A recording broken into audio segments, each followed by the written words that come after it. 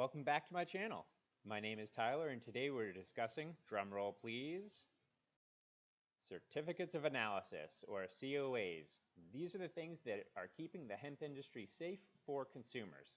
The cannabis industry uses COAs to determine the content of products, whether it's flower or an infused product.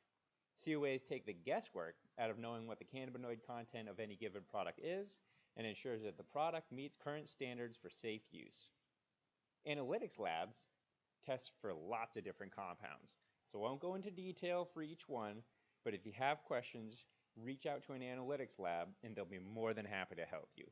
I'm going to focus on the different types of tests that are conducted and wrap up with the chemical structures of some cannabinoids and what decarboxylation does. The COA I'm presenting comes from SC Laboratories, based out of Santa Cruz, California. You can find a link to their website in the description below.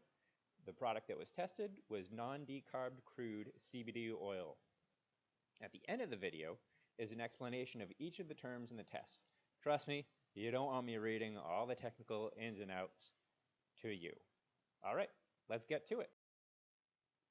The compounds most commonly tested for are cannabinoids.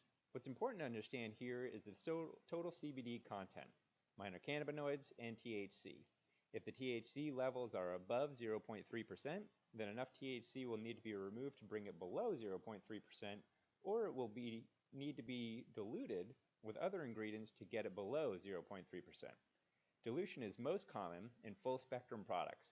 Check out the last 60 seconds of my video about short path distillation to learn about the difference between full spectrum, broad spectrum, and isolate. One other point of interest, anytime you see a lowercase a, that little thing right there, after a cannabinoid compound, that stands for acid. It's not a harmful acid and is usually removed through a heating process called decarboxylation. Closely associated with, and sometimes confused with, cannabinoids are terpenes. Terpenes are what gives the product its smell and flavor. Different terpenes can have different effects, some of which are calming and some of which are invigorating. There are currently at least 20,000 terpenes, and cannabis has more than 100 of them. Most terpenes found in cannabis are not unique to cannabis, but there are a few that are higher in concentration. Now, let's get to the stuff you don't want in your product.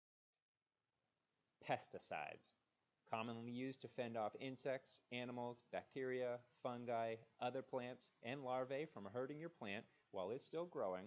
Pesticides can show up in COAs. The USDA regulates what pesticides can and cannot be used on hemp, and if certain pesticides are detected above the acceptable limit, the pesticide test will fail. This is important to know as a consumer because if you're going to inhale or eat a product that failed the pesticide test, it could have adverse health effects. But pesticides aren't the only thing that can be harmful.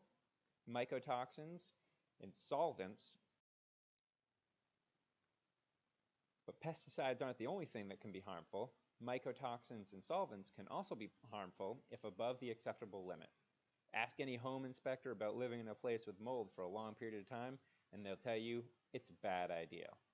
Solvents are great for separating cannabinoids and terpenes from the plant material, and as long as the solvents were fully separated, you're good to go. But when they're not, they can also make you sick. Microbes and heavy metals, two more no-nos that you should be on the lookout for when getting product tested. If it doesn't sound like something you'd want to cook with, then you probably don't want it in your product, or at least not above acceptable limits. All this to say, cannabinoids and terpenes, good.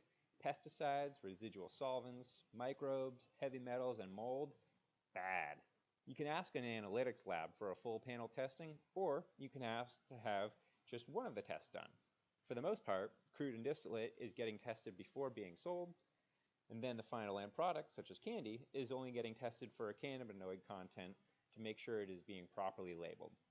Last but not least, here are some cool graphics showing the chemical makeup of cannabinoids and how a cannabinoid is changed after it goes through the decarboxylation process, which is basically, like I said, that it's a heating process that removes the acid from that cannabinoid.